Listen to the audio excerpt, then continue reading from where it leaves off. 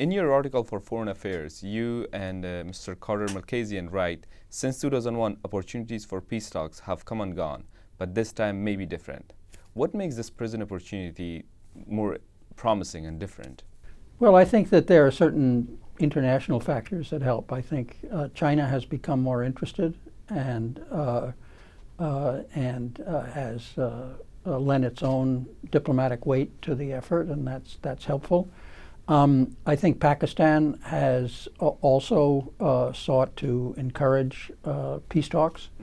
They might be able to do more than they have, but I think they've been genuine in seeing peace talks as a more positive way forward for Afghanistan. I think President Ghani is committed to trying to advance the prospect of peace talks. Of course, President Karzai also sought a peace process, but in the last years of his presidency, his relations with Washington and with Pakistan were very poor, and that made progress more difficult. I think President Ghani has made an effort, really in all his relations with all of the neighboring states and others, including the United States, to improve those relationships. I think that helps. There has been some expression of interest on the part of Taliban representatives. There have been discussions with Taliban representatives in a number of different places, most recently in Oslo last week, but also in other forums. These are unofficial talks. I don't think that the Taliban are yet ready for official sit-down peace negotiations, but they're clearly talking about it. They're clearly more interested in it than they have been. That said, I think that any peace process is going to be fundamentally affected by what happens on the battlefield, and there clearly is still a desperate conflict in which the Taliban are seeking to maximize their position, so that any peace process would, in the end, favor them. And of course, the government is doing just the opposite and trying to defend the population, resist the Taliban insurgency, and ensure that a peace process, if and when it comes, preserves the gains that have been made in Afghanistan since 2001. What can the United States can do to jumpstart this whole process? You said that the Taliban are ready, but not yet. But what can the United States do to jumpstart it? Well, I'm not sure that we can jumpstart it. I mean, I think that particularly with the U.S. commitment, military presence having been reduced, we're no longer as pivotal an actor as we were, say, 3 or 4 years ago, when we probably had better opportunities ourselves. I think that what we can do is work with all of Afghanistan's partners, particularly the regional countries, Pakistan, China, even Iran, Russia, in order to create an international context in which peace talks can go forward. I think we can work with President Ghani to try to create a context in which peace talks become possible. U.S. officials have, in these informal discussions that have taken place, been able to participate along with representatives from the Afghan government, from the Taliban, and from other countries. And we're certainly encouraging all sides to move beyond informal talks to something more substantial. Excuse me. But I don't think we're in a position to become the mediators in this process. We are, after all, a protagonist in the conflict. We're a supporter of the Afghan government, and so our role is a supportive role. As the special representative for Afghanistan and Pakistan, did you ever get a chance to meet Taliban representatives? If so, what are they like as negotiators? I did not. The Taliban were not ready to meet with the United States during my year and a half. My predecessor, Mark Grossman, did have several meetings with the Taliban back in 2011 and 2012, and there were government to Taliban discussions in that period about trying to start a peace process.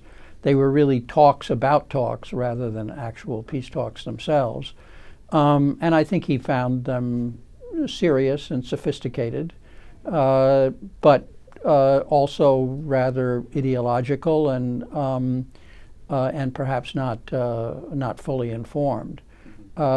In our article, we note that this was a missed opportunity, and so during my time, we had indirect negotiations with the Taliban through the government of Qatar, where we negotiated the release of an American soldier that was being held by the Taliban, and in exchange sent 5 Taliban detainees from Guantanamo to Qatar, where they remain today. So we had negotiations, but we didn't have it face to face. We had it through an intermediary. Going back to your article, in your article you also write about the divide between the leaders of Taliban, the divide between Mullah Omar and one of his hardline deputies, Mullah Akhtar. And you say that how that the assassination of Mullah Omar could collapse the peace talks, and could pave the way for ISIS. Are you suggesting that Mullah Omar, someone who has 10 million bounty on his head, should be protected for sake of peace? Well, I'm not suggesting he should necessarily be protected, but I do think he's a source of unity in the Taliban. I think that if he were to pass away, either from natural causes or other, we're certainly not suggesting that he should be assassinated, that you would see a contest for leadership within the Taliban, and that the Islamic State would be one of the contenders for power. And so the Taliban would probably be more seriously divided, and that might make it more difficult for them to move toward a peace process. Mm-hmm. But at this point, there's no confirmation that Mullah Omar himself supports a peace process. Mm-hmm. He's allowed a debate within the Taliban to take place. There are advocates of peace negotiations within the Taliban, and they're allowed to make their case. But so far, they haven't won that argument. Do you think that the power among the Taliban is centralized right now? For an insurgency, yes, it's fairly centralized. I mean, there is a group, the Quetta Shura, as it's often called, that makes the basic decisions. These are, one understands, referred to Mullah Omar on occasion, although his exact location and even his existence is at this point, not verifiable.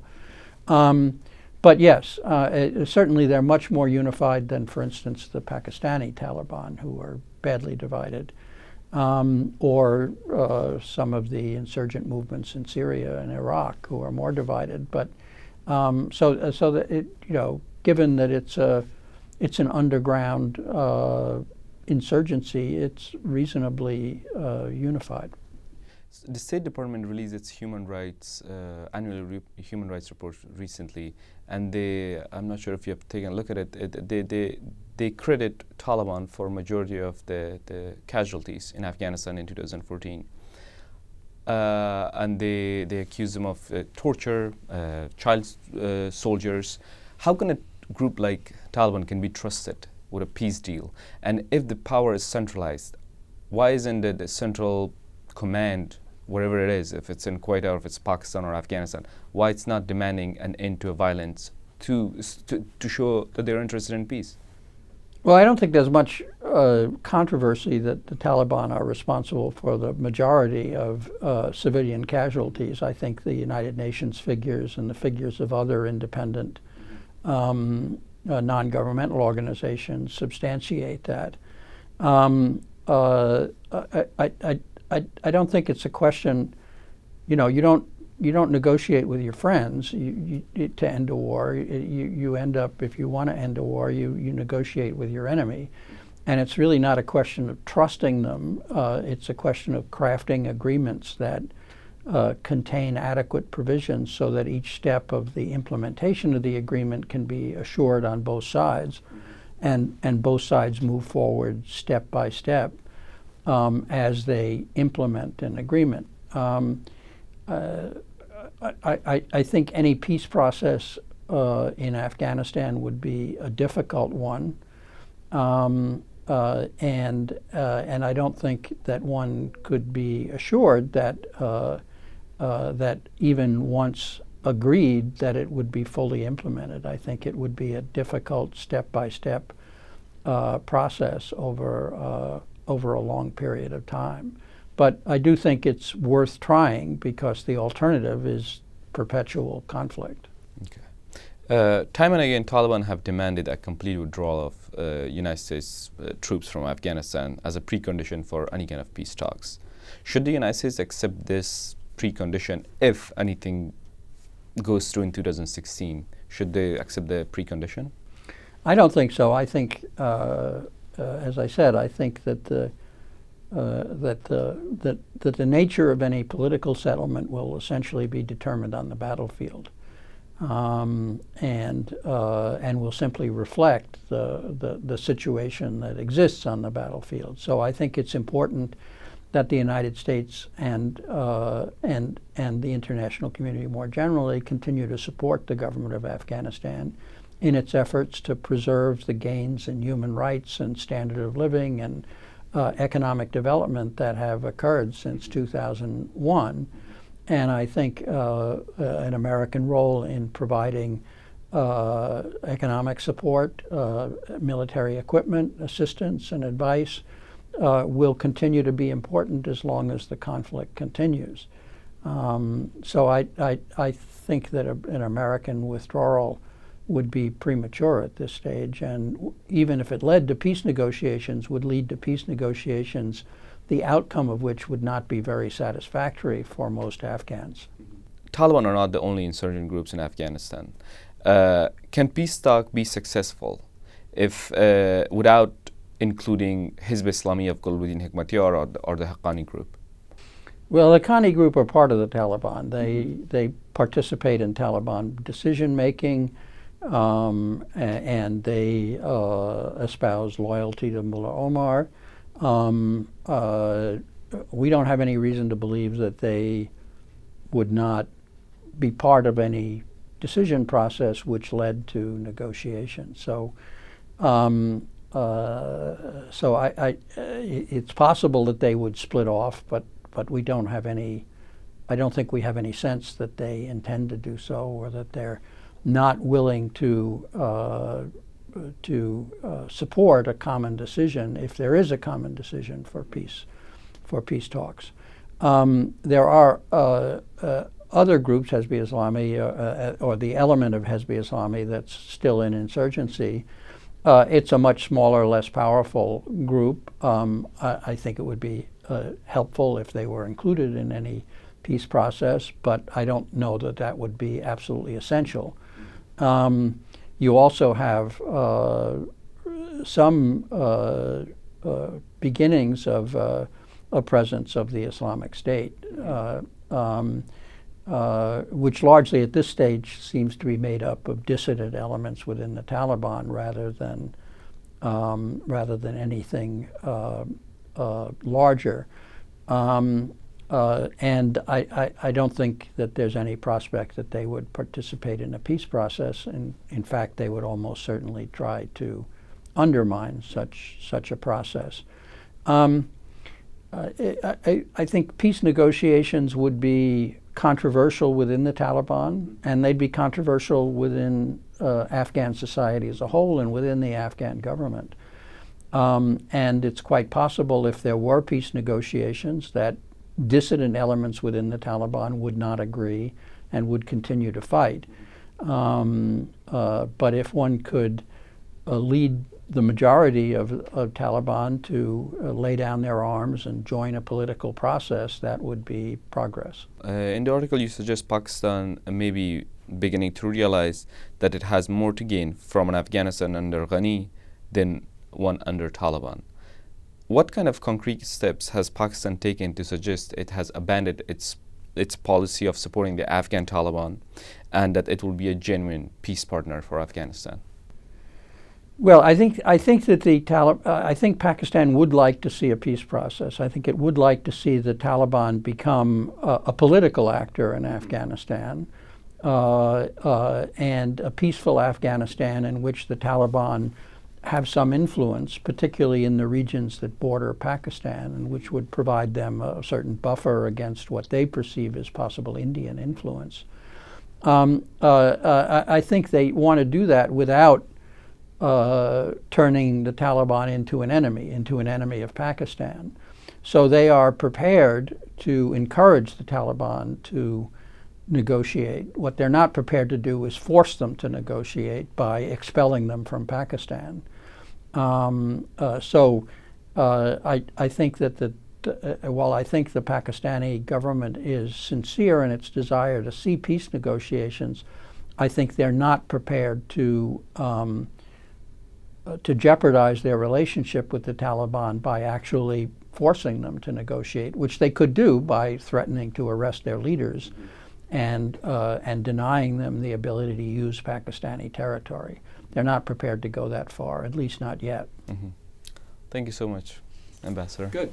My pleasure. Thank you.